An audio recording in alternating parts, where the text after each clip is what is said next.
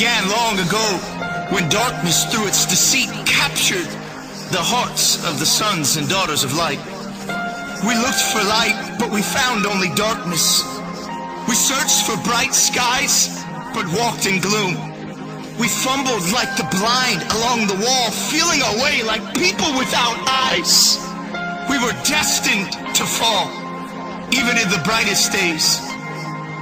We stumbled as if it were dark.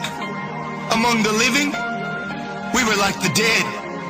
We looked for justice, but it never came. We looked for rescue, but it was far from us.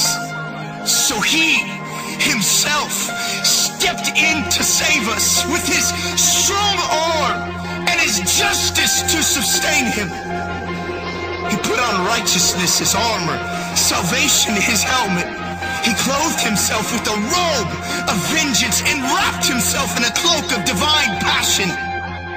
He slipped out of his royal garments, left eternity to enter time, divinity to wrap himself in humanity. The sea of glass for the ocean of separation. He left peace and for the first time felt pain.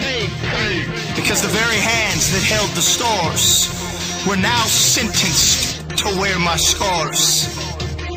It was love that purchased this traitor's heart. It's what the prophets spoke about when they envisioned light living in men once again. For this reason, I am legend, predestined for greatness, built for the final hour. I was born for this. With weapons in hand, armor in place, I now march to the beat of a different drum. I will break through battle lines that have been drawn by discouragement and despair. What more is left to be said? Time has met its end. It's now or never. Collision with me, myself, and I. You see, my mission today is clear. To wake the dead. So let freedom's song ring.